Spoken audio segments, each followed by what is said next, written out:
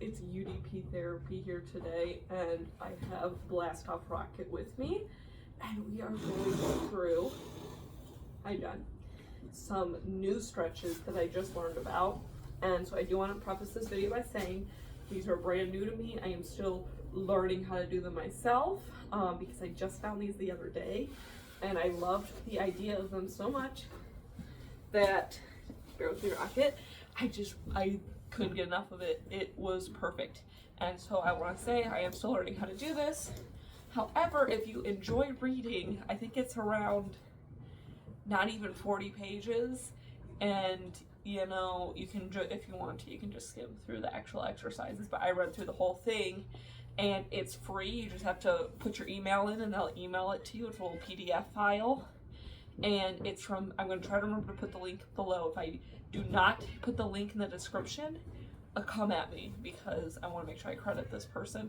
But this is the Equine Hanna Somatics technique, and what I really liked about it is that you are teaching self-care. You are teaching the horse to do this themselves, kind of. And what I mean by that is these 3 stretches aren't really stretches, because you are teaching the horse to use their body how they are supposed to, and you are doing it in such a way that you're communicating with the brain to say, this is how I want you to use your body. So you're using the horse's brain to your advantage rather than just using your body to put the body, you know, usually when you do a stretch, you pick the leg up and you move it where you want to move it. This works with the horse. Hi Rocket. And so I really like these techniques, and I want to do these here with Rocket today because he needs to learn to carry himself better without relying on the band-aid of me pulling him around. And so the Equine Hanna Somatics, I'm about to load through their blog, and I would like to take their certification course. They have a lot of really good techniques on there, and their blog you can access. I have a couple articles I saved to read, and they just have a lot of good stuff. So with that being said, these are 3 techniques. You can read how to do it on there, just in case I end up doing something a little bit incorrect. You know, this gives you a good visual idea, but reading it to make sure, like, okay, yes, that is how we need to do this. So be sure to check that out below, so that you can read through and make sure, like, you develop your own technique to do it, make sure that we do it correctly, because I want to read through it again myself. And so let's just get right into it. We have Rocket with us today because I want to correct some things with him, and I think communicating with his brain will work a lot better than me just mobilizing it. Which I also will be doing with him after this video. So pretty much, and I do want to say, I just did this velvet.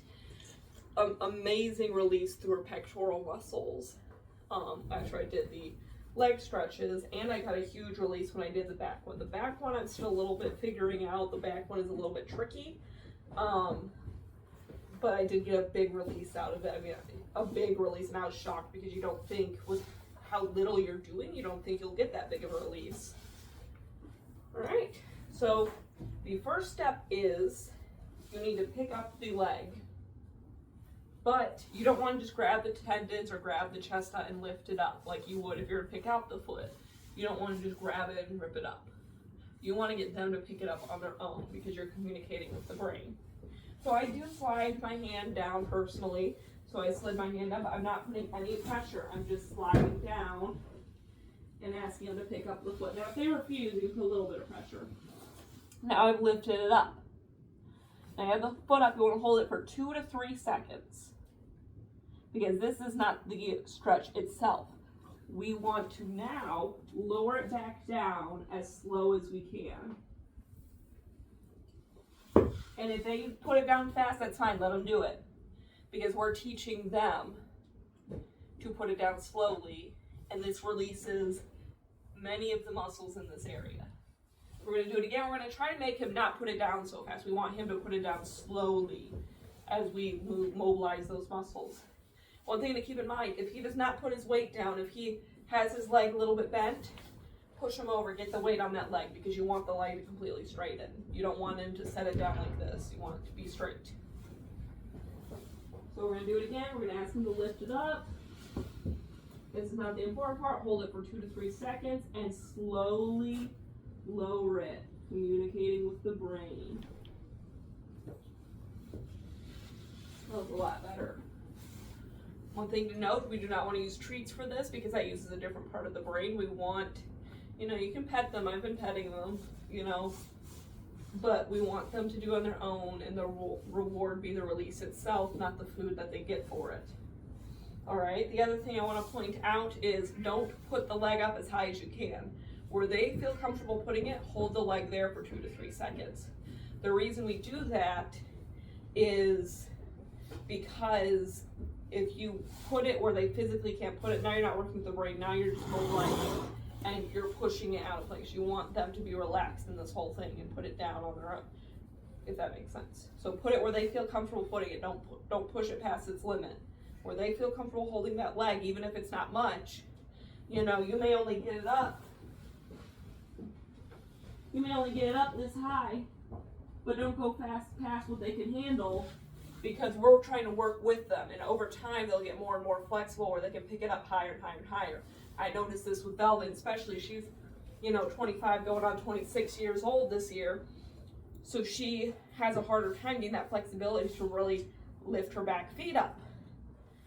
But by the 3rd, 4th, 5th try, you know, I'm sure I'll get more mobility, because the more mobile she gets, the more she does it. So don't be afraid if your horse can only lift it up a few inches. It'll happen over time. So, and when you lower it down, I think it said to take 5 or 6 seconds, but go at the horse's pace, essentially. So it should be 2 to 3 seconds holding, and I believe it said 5 to 6 seconds to lower it. But again, every horse goes at their own pace. So we're going to do it one more time, and then we're going to go to the next leg. I'm not going to talk as much, so I'll make sure I do this right for him too. I'm going to lift it up. Slowly lower it back down. See how he straightens it. You know, it doesn't seem like much, but we're communicating with the brain. He's starting to click some things. You know, we're teaching the muscles to relax themselves. Oh boy. So I'm going to do on this other front leg, same exact thing.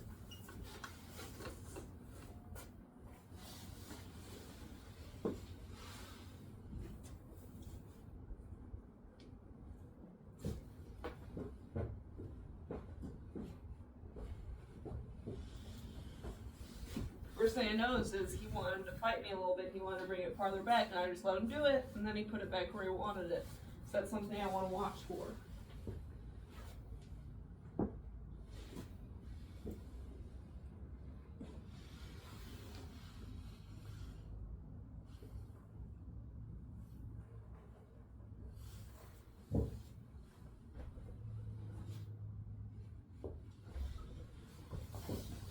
He fought me a lot less on that one.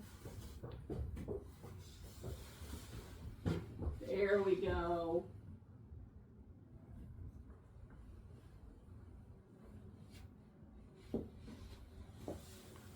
Little bit faster there, but that's okay. We're going to get it over time. So you should do 3 on each side once a day. And if you do this consistently enough, you'll start to notice a difference. Good boy. Good boy. So now we're going to go onto the back feet, and it's essentially the same thing. Now, I've been doing it, when I do it, I bring it forward 3 times, and then I bring it back 3 times. I think it's stretching different muscles, so that's how I got in the habit of doing it today. Good boy. I'm going to move the camera really quickly. I know he's got the ice balls on his feet. We're going to cut those off today. Just cut these boys. But he's got them, and I didn't groom yet. We're going to groom and ride him today, but I want to get this video out of the way first while I remembered. So he's a little bit more stiff on his back feet, so I don't know if I'm going to be able to get him to pick it up on his own. There we go. Like I said, he's a little bit stiff, so this is what we're getting. If This is what he's gonna give me. This is what he's gonna give me. And we lower it slowly. One thing I know, same thing, he doesn't want to put it down on us. There he goes. I didn't have to do much there at all, just a little bit of pressure on the hip. Let's do 2 more.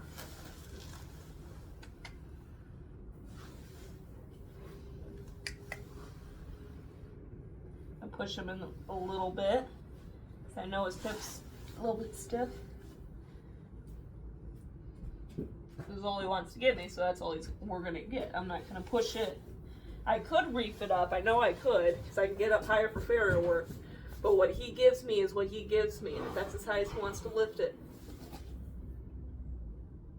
I was talking over it. Did you hear that deep breath? Was that you, boy? I was looking at you. I think that was you. Did you take a deep breath? Let's see. I'm going to peel these off on here. Okay. Let's see if he gives it to me any easier. Okay, I gotta push his hip in a little bit just to get it up.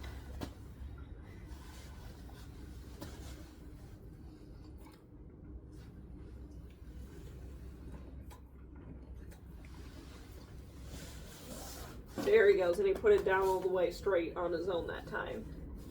So he's not lifting it very high, but again, he gets it over time. Good boy. Now we're going to bring it forward 3 times before I go to that other side. I think I'll have an easier time with this one because he actually does these. Okay, yep, pull him forward a little bit.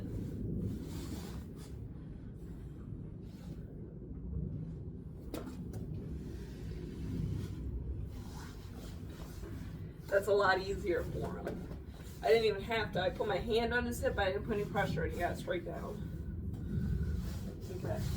So notice how I'm sliding my hand all the way down his leg, because that'll eventually turn into, okay, I know I'm going to lift it up now, because I still have to pull on him, but I want to get to the point where I don't have to pull on the leg to get it up.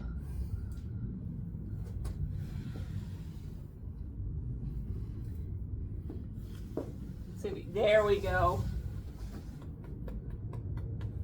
Let's do one more. But you gotta put weight in that leg.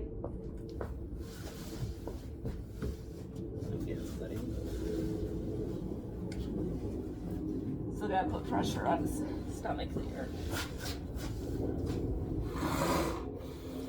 That was Johnny. He likes to sit in a stall inside. There he goes. Oh, if I touch his hip, he puts all the weight down. Top of the hip. Let's go on and do this side and see what he gives us. This is his weakest side.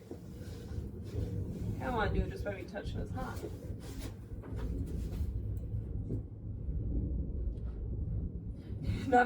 Not me observing him right now. Sometimes you just gotta take a step back and observe your horse. That was a little bit easy. That's where he wants to actually, he's lifting it higher than he's lifting the other one on his own. Because again, we wanted, what they give us is what they give us. And slowly lower it down. Okay, that's the biggest thing, is make sure you lower it slowly, because that's the part of the stretch we're looking for. Okay, I'm going to slide my leg all the way down again. And do a little bit of hip pressure.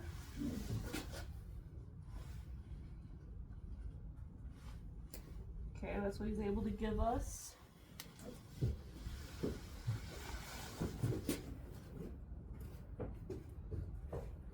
Gotta do a little more pressure to get that foot all the way down. Let's do one more.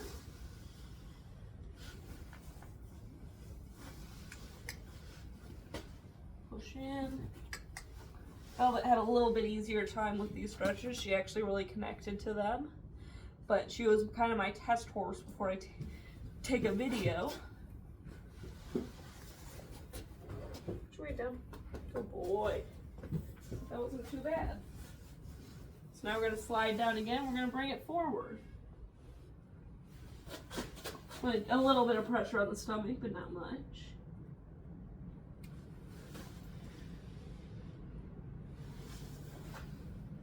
Put your weight down. Good boy. 2 more times.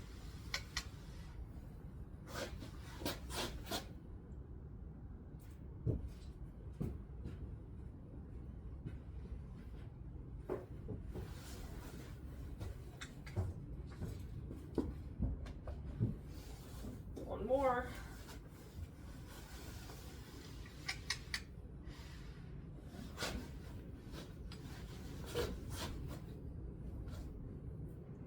It's all about that speed lowering it nice and slow. Get straight down. Good boy. He's nice and relaxed. Good boy. All right, now we're gonna go to the back. Okay, now the back is really weird. I have never seen a stretch or mobilization like this. So what we're gonna do is, here's our point of the hip. We're gonna place one hand here. Lightly. We're not pushing pressure, we're just lightly touching there. Our other hand is gonna be on this armpit. A little bit before. And all we're gonna do, that was Johnny again. We're gonna move our hand just a little bit. I actually felt this time where you want to move his rib cage ever so slightly. And he's licking and chewing right now. A little bit of a lick and chew. Now we're gonna slowly move it back. And release. I'm gonna do it 3 times again. I'm actually shocked. I got lick and chew, and he's licking and chewing again. Oh, it is yawning! Holy shit! Oh my god! Like I said, I'm just learning these stretches now, so it's like insane to actually like see him release over something so little. I'm gonna move the camera over just a little bit so you guys can see his nose. Now that you saw where the hand placement is, and we'll see if we get another release. So again, right at the point of the hip, right at the armpit, and then we move in just a little bit.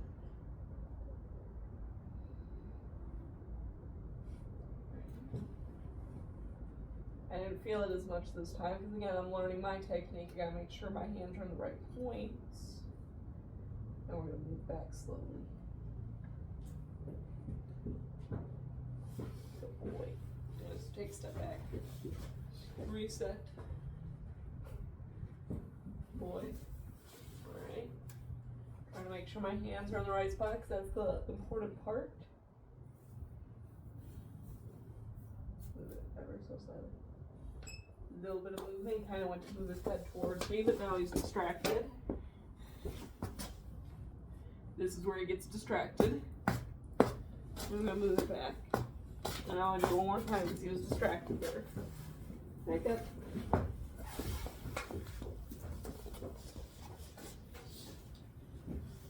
Point to the hip, by the armpit, and slowly. Get a little bit of movement.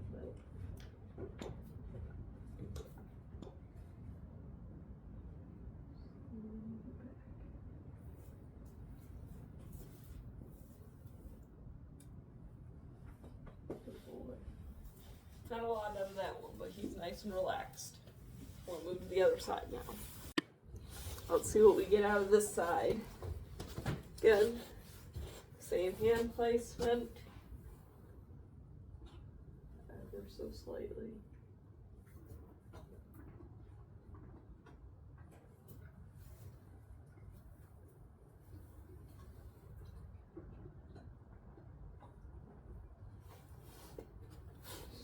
Okay, there's one.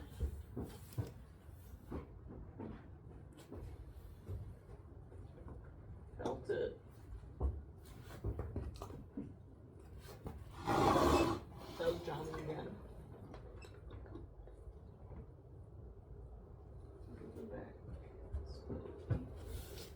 Oh, that was 2. We didn't get much out of that one. But again, I'm still learning how to do the stretch. One more time. Slowly.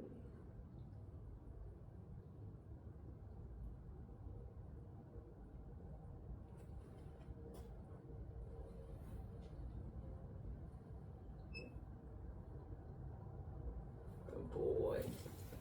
Okay, now we're going to do our neck stretches.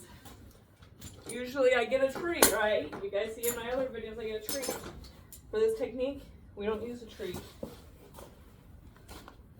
actually going to physically guide the head over, the hand on the head or the halter, and I kind of use my hand just to kind of lure them, and we just want to pull them as much as they can physically do it. And I want to hold him here now with my hand. If he wants to move it fast, a little bit of lick and chew, and slowly move it back over. If he moves it fast, let him. Don't hold him in place. But we just want to guide him over without using food. And you want to move fast, so I let him. We're going to do 2 more, that means. We want to at least get him a little bit slower. We can chew with the neck. He's had a lot of neck tension, so this is really good for him that he's licking and chewing this much and kind of relaxing his muscles through the neck through this.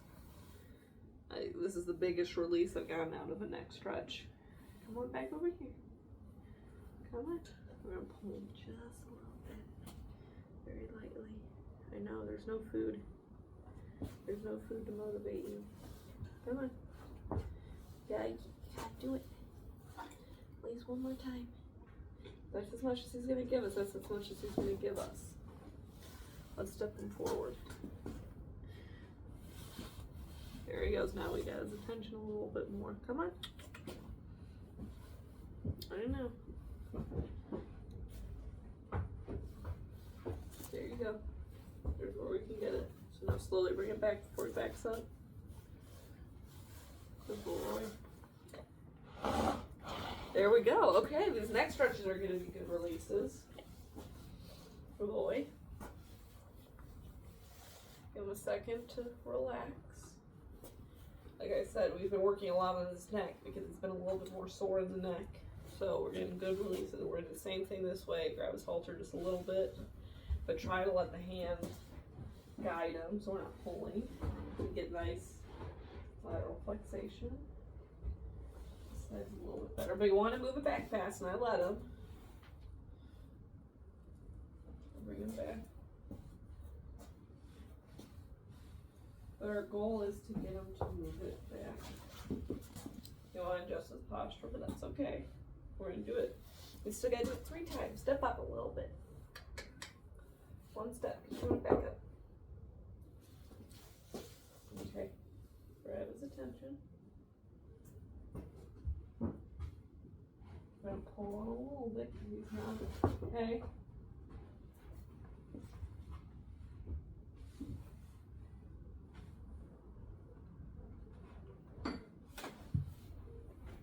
Still wants to move his neck faster this way, which is to the right.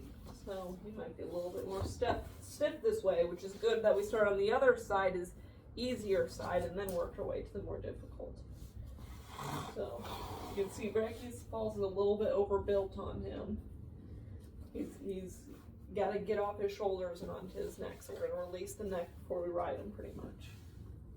I want to explain that a little bit better because I didn't elaborate on that because sometimes it's so normalized to me. I'm like, oh, I know it's stiff, we can work on that later. But then I forget to explain, like, hey guys, this is why it's stiff. This is why you can't turn that way.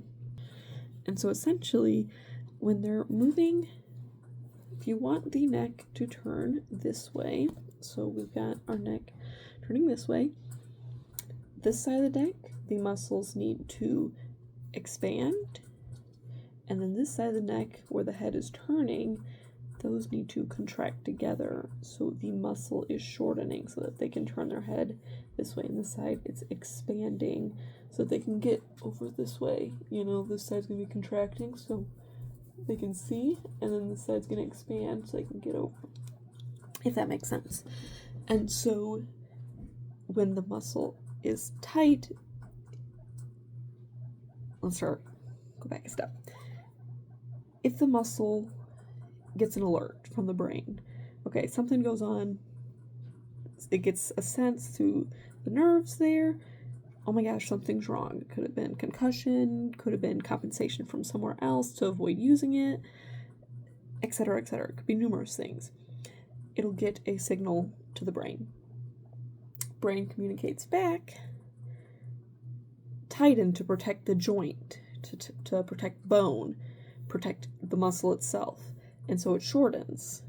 So you have it here at a neutral stance. Just, I can get way more elaborate than this, but I like to say it in an easy way. You have it at a neutral standpoint, and then when the brain needs to protect it, it tells it, okay, contract, protect it. So now it's like this. When the horse's head is here, and it is tightened, and it's contracted to protect it. So now the horse's head is like this, but the muscles, when the horse's head is straight, muscles are contracted as far as they can contract to protect the neck on that inside. For this case, the side we're working on right now is contracted. And I want him to turn this way, but his head's here, muscles are contracted as much as they can go. He can't shorten that muscle anymore when it's contracted like that. He can't shorten his neck muscles here anymore because they're already like this. There's nowhere to go. So he's trying to turn this way, but his muscles are telling him you physically can't move anymore. This side, pretty okay. You know, he usually has some neck tension on both sides, so I wouldn't be shocked if there's something here too. But it's this inside that's locked up that's making it hard for him to contract these muscles here. In this situation, every situation is going to be different based off the horse. But he's having a hard time contracting his muscles on this side to get his head over this way. And that's why it's taking him longer, and that's why we want to start on the good side, get that side moving, get the neck muscles on this side expanding a little bit, and then ask him to go this way, if that makes sense. So if you guys are going to do these stretches, start on the good side, and then work your way over. Come on.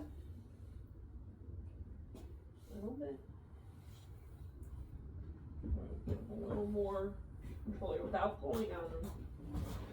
Yeah. He does not want to move his neck this way, so, I mean, this is what it'll give us, and let's straighten it back slowly. 2 more times. Let's see what he'll give us. Use a little more pressure this way, because he's struggling a little bit. Start to feel some restriction here, so I'm going to straighten it back out. I might try to get 4, just because he's so locked up here. Okay. Okay. A little bit of a lick and chew, but it might just be a false release to get me to stop, so we're not going to stop. That again was quite a bit. So maybe it is. We'll see when we do this next one if he's any more flexible. He's giving us quite a bit right now. I'm just holding him here. I'm not going to bend his neck. Where he puts it is where he puts it. Okay, we wait till they're done releasing before we ask again. So I think he's done now. Yeah, he's giving me a lot more right here, so that might have been a good release. Now we're slowly going to move it back. We'll call it there, because that was a nice one. I don't want to overdo it, and he's keeping his head low. He's very relaxed right now. I feel bad putting him on the cross ties. There he goes. That woke him up. I really like those neck releases. Like I said, this is the second time I've done this today, second time I've ever done this. That was a nice neck. That was a nice release with his neck. So I've been having a lot of issues with trying to fix his neck because he keeps carrying it wrong. So we're doing a lot of physical therapy to try and get him to carry his neck a little bit better. And that stretch was really beneficial. I really like the neck stretch. The back stretch really helped Velvet. We didn't get much out of it from him, but again, I'm still learning how to do that, so that just might be a me thing as I learn how to do this. That's why I encourage you to read through the pamphlet PDF file, so that you can read through and say, okay, she did it this way, but the book is saying it this way, so let's try it a little bit, closer if you guys have a stronger understanding of that, because again, everyone's going to read it and get a different takeaway from it. So that neck stretch really helps him. The back stretch really helps Velvet, but again, like I said, still learning how to do it. The leg stretches I also really like. I'm excited to keep doing those. Because I noticed after doing them, like I said, Velvet's pectorals, she's having some tension through the pecs. And overall through the whole thoracic sling, she was carrying her back lower. She was carrying her pecs tighter together. And after doing these leg stretches, she opened up a lot more. She lifted her back a little bit better. She wasn't so hollow. So I really like this technique. Like I said, this is my first day doing it, but after reading through, I could tell I really liked it. My trainer friend, Wild WWE Wild Wing Equine, actually sent me that. Go check her out if you need any training in the Michigan area. She's in Midland, and I was really excited to read through it. She said that it was super beneficial for her. So I really like these stretches, and I hope you guys do as well. I heavily encourage you guys go check out Equine Hanna Somatics. Again, I'll link it below because it was super beneficial. So far, I really like what I read, and it just made so much sense. Because rather than us using ourselves to push the body where we want it, this is working better with their brain so that they can learn how to carry themselves better. So yeah, I'm really excited to keep doing more after seeing that next stretch. That was really exciting for me. And yeah, I'll see you guys.